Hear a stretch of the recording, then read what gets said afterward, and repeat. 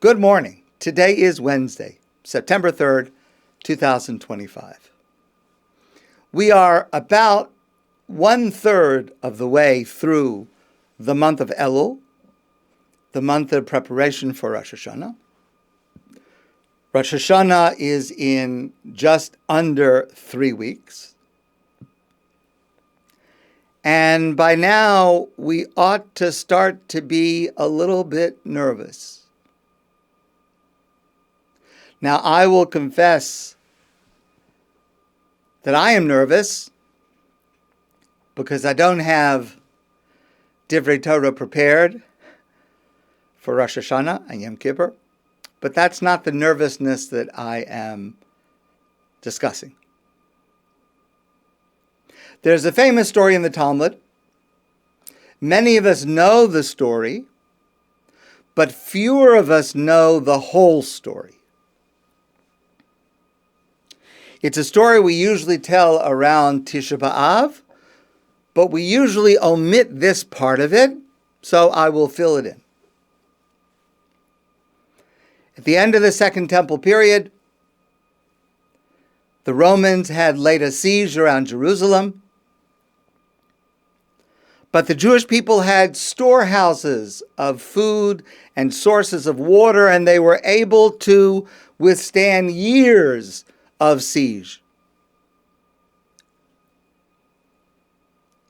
However, there was a dispute among the people in Jerusalem.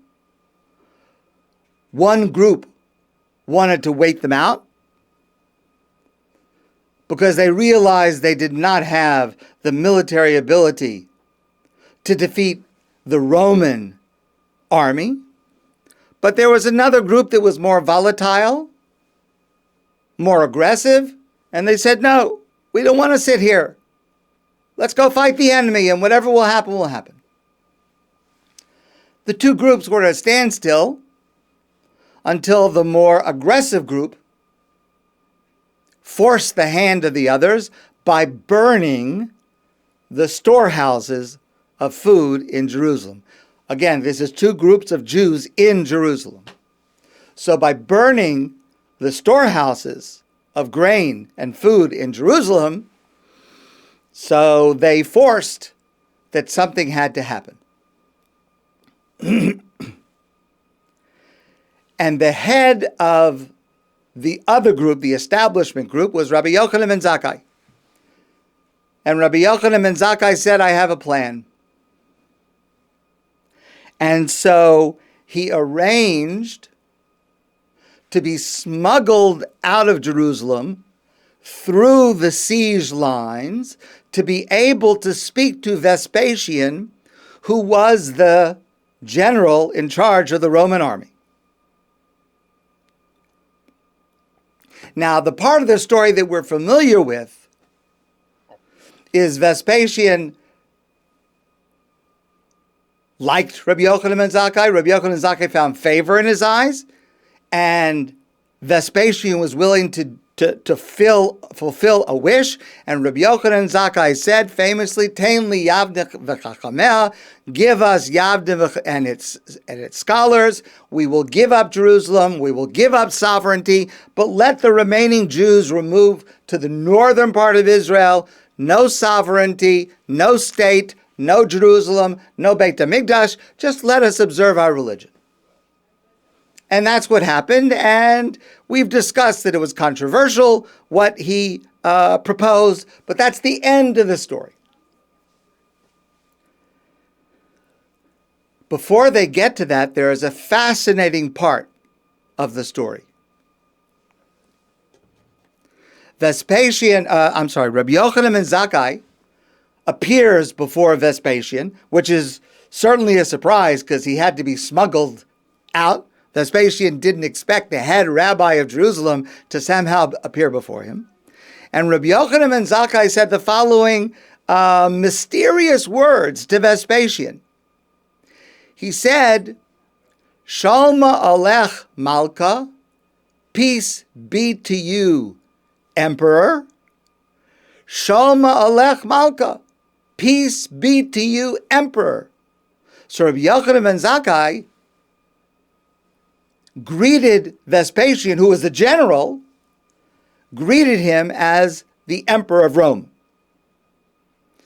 Amalei Vespasian said to Rabbi Yochanan and Zakkai, Mechayeves Treiktala, you are deserving of capital punishment for 2 reasons. You committed 2 capital crimes. Chada, number 1, Dilo Malkana. I'm not the emperor. The emperor was in Rome. I'm not the emperor. So when you call someone else the emperor, that's like a murder b'malchus. You're rebelling against the king, the emperor. You're deserving of capital punishment. You should be put to death for referring to me. I'm just the general referring to me as the king. That's one reason you should be put to death. V'su, and further, imalka ana, even if theoretically I was the king, the emperor, ad ho'idna amai lo asis lagaboy, how come you didn't come to pay tribute to me before?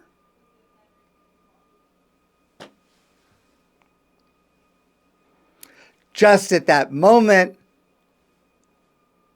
a messenger arrived from Rome to say that the emperor in Rome had died and Vespasian was now the emperor. So Vespasian was pretty impressed with Rabbi Yochanan and Zakkai. And that's why he said, if you ask me for something, I will give it to you.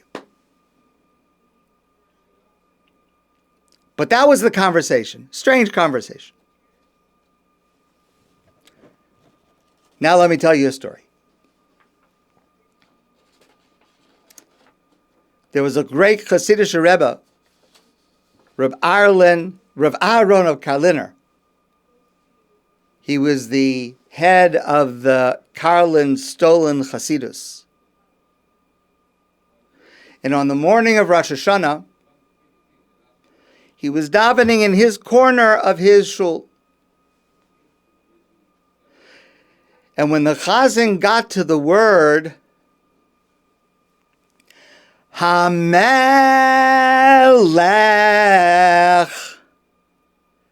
the king is sitting on his royal throne. When the chazan said that word HaMelech, the Rebbe turned pale and he fainted. That word caused him to faint. All of his students rushed up to see what was wrong. And when after a few minutes he was able to manage to speak, he said to them that when he heard that word on Rosh Hashanah, HaMelech, the king, we approach Rosh Hashanah, we approach God on Rosh Hashanah as HaMelech, the king. He remembered this passage of the Talmud, where Rabbi Yochanan and Zakkai addressed Vespasian as the king or the emperor. And Vespasian said, you're deserving of execution for saying that. Because if I indeed am the king, Vespasian said, why didn't you come to pay tribute to me sooner?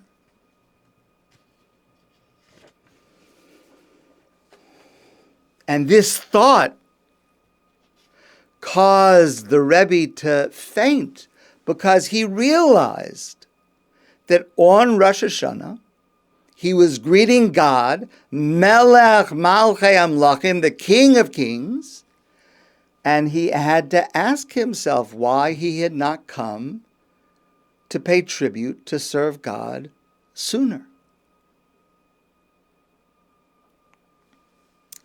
And this is what the month of Elul is for. The month of Elul is a month to get ready and be in the mode of recognizing God as a Melech, so that on Rosh Hashanah, when we hear that word, HaMelech,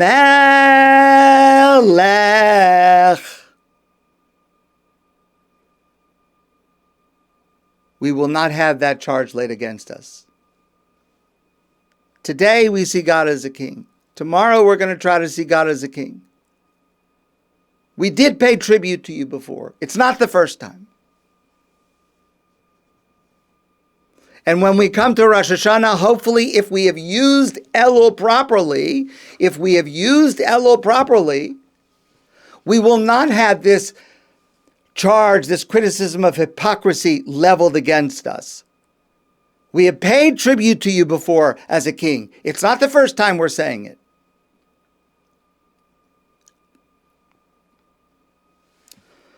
So let's remind ourselves now. What do we mean when we say that God is a melech, a king, a sovereign on Rosh Hashanah? And if we remind ourselves now, and if it's clear to us now, and we're thinking about it now, then when Rosh Hashanah comes, there will be no criticism of us that we didn't acknowledge God as a king earlier. There will be no charge against us of hypocrisy. How come we didn't recognize God as HaMelech before? So I want to express this with a story.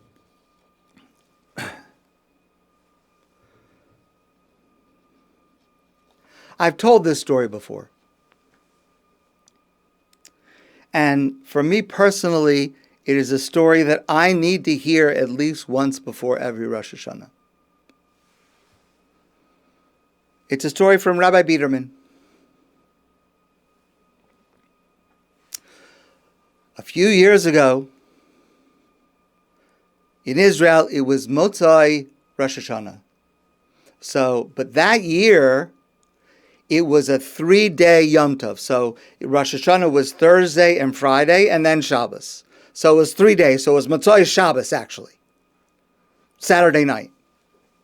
You know, in Israel, that's very unusual because in Israel, every Yom Tov is only 1 day. So there's no such thing as a 3-day Yom Tov.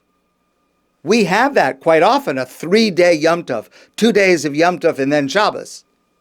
But in Israel, you don't have that. The only time you have that is when Rosh Hashanah, which is 2 days in Israel, is on a Thursday and a Friday. And then you have Thursday, Friday, Shabbos. And you can imagine, it's a little bit more difficult for people in Israel because it's the only time they have to do it. And it's so much more logistics. And also, if you have a big family, Baruch Hashem, thank God. And you have relatives staying with you, and it's a little squishy. So it's 3 days of being squishy. So when Shabbos ends on that weekend, everybody's ready to go home. Everybody needs a little bit more space. Now, you know that in Israel, there is a major Haredi community in Bnei Brak, which is a part of Tel Aviv. And of course, there's a major Haredi community in Yerushalayim. And the two areas are very much connected. People have family, they go back and forth. And for Yom Tov especially, many families in Yerushalayim go to Bnei Brak. Many families in Bnei Brak go to Yerushalayim. And after Rosh Hashanah, and this year after Shabbos, everybody wants to go home. So in Bnei Brak, there's a crowd waiting at the bus stop. It's 1:30 a.m. 1:30 a.m. And there's men, and there's women, and there's children, and they are all tired. And they're waiting for the 402. The 402 is the bus to Yerushalayim.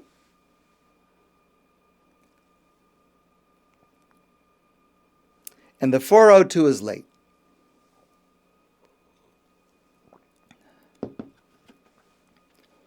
"1:30 in the morning, men, women, children, they're standing on the street. They have their luggage, children. They're tired, they're anxious, they're upset. No bus in sight.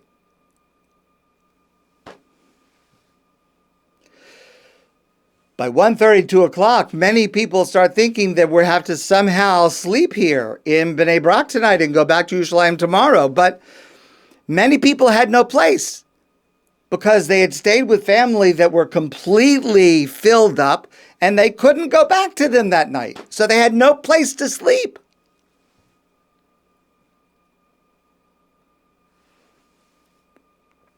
Finally, they see a bus in the distance. A cry goes up from the group.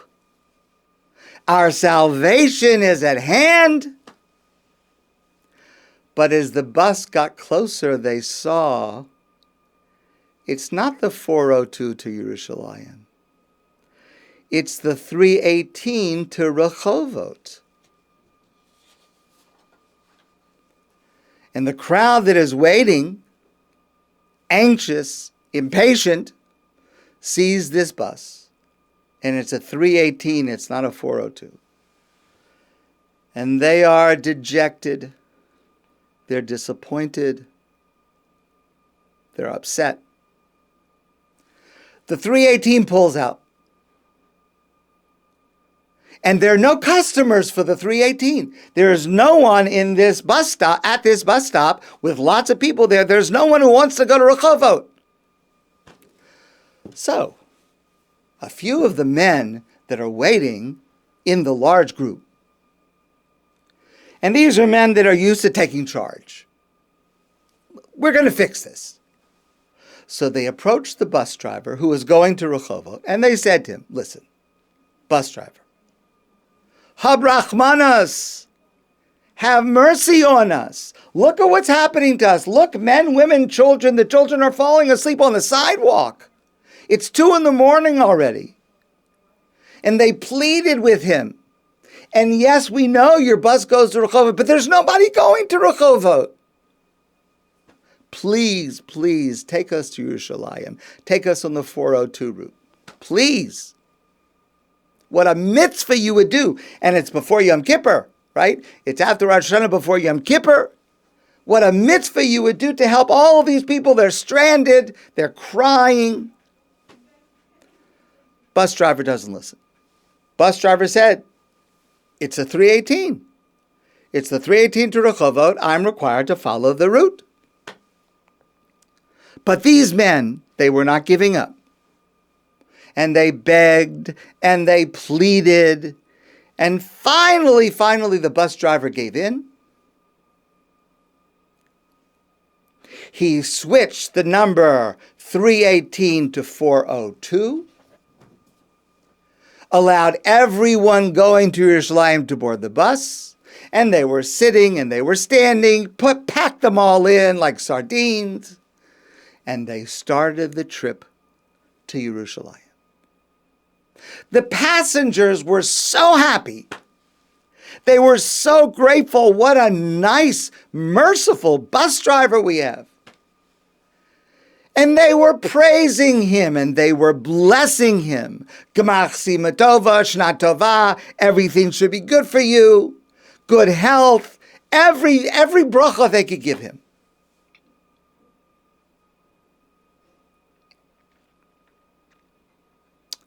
And then finally they arrived in Yerushalayim. And everyone got off the bus. One of the last people that got off the bus went over to the bus driver. And he asked him, you know, we appreciate what you did. You changed your route from 318 to 402 from Rehovot to Yerushalayim. And we appreciate it. But weren't you afraid that you would get in trouble from the bus company? I told you a story before. A bus driver doesn't have the right to change the route from one to another. I told you another story about that. Weren't you afraid to change the bus route from the Rehovot to Yerushalayim?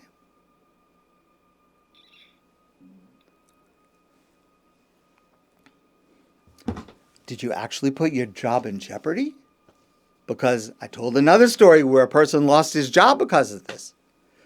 did you actually put your job in jeopardy to be able to take us to Yerushalayim instead of Rehovot? The bus driver started laughing. And he said, let me tell you what happened. I was sitting in the dispatcher's office with the other drivers. And we could all see through the security cameras that we have in all the stations, we could all see that at this bus stop in Bnei Brak, where everyone was going to Yerushalayim, a large crowd had gathered, and they were impatient, and they were upset, and they were tired, and they were anxious, and they were waiting for their bus to Yerushalayim, the 402. And every one of us agreed that we needed to send a bus. But no driver was willing to drive that bus, because every driver knows if the bus is late and the people are tired and angry, when the passengers get on, the passengers take it out on the driver. They complain, they curse him, they're mean to him. It may not have been his fault, but they don't know that. Everyone dumps on the driver. So no driver wanted to take this 402. But this driver said, I'll do it. I know how to handle them. I know how to avoid the anger and the complaints. And so I took the bus. I set the number for 318 for Rehovot. As I pulled up at the large crowd at the bus stop, people were let down, they were demoralized, and they tried to get me to change the route to the 402 to Yerushalayim. Now, at first I had to refuse, because I had to make it look real. But in the end, I gave in, and I, in quotation marks, did this great favor for them to change it to the 402, because I was always going to take the 402. This bus was always going to go to Yerushalayim. And everyone was happy. And instead of cursing me, they were blessing me and praising me. But this bus was always going to the Yerushalayim. It was always the 402. But knowing that people would complain, I wrote on the numbers, the 318, and then when I changed it to the 402, everyone was happy. First of all, what a brilliant way to make a grumpy, upset group of people happy.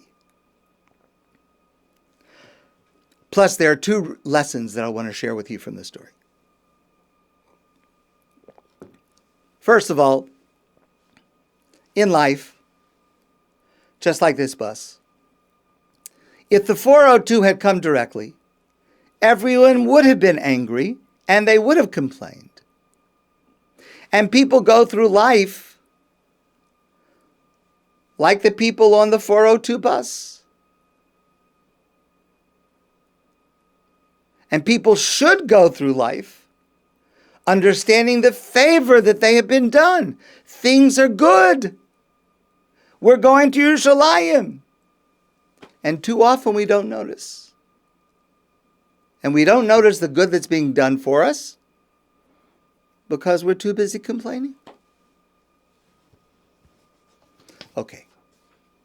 But the reality is it was all good in the end.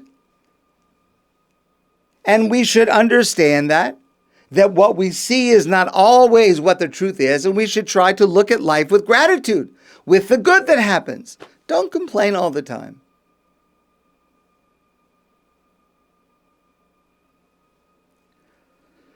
Don't complain all the time. If you're not so busy complaining all the time, you'll see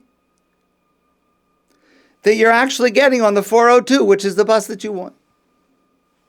Okay, but here's the second lesson, and this is the reason I tell you this story. Those men who took charge at the bus stop in Bnei Brak, and they went to the driver to change his mind. And first the driver wouldn't give in, and they pleaded with him, and they begged him, And finally, he agreed to change his bus from the 318 to Rehovot to the 402 to Yerushalayim. These men were very proud of themselves. These men were very proud of their effort. They saved the whole group. Everyone got home that night because of these men. But in reality, it was a 402 the entire time. And the lesson is, God runs the world. The bus driver is really in charge.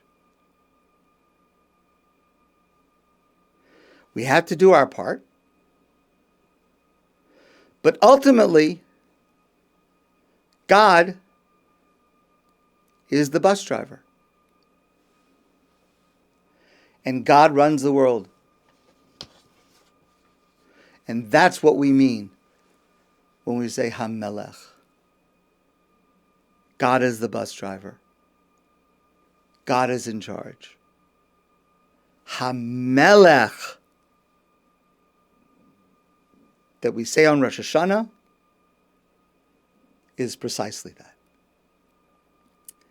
And if during these next weeks we can get our mind into this mode of thinking that God, in fact, is the bus driver. God, in fact, is in charge. Then when we get to Rosh Hashanah, we should be able to say with a full heart that we paid tribute and we recognize HaMelech on Rosh Hashanah. God is King.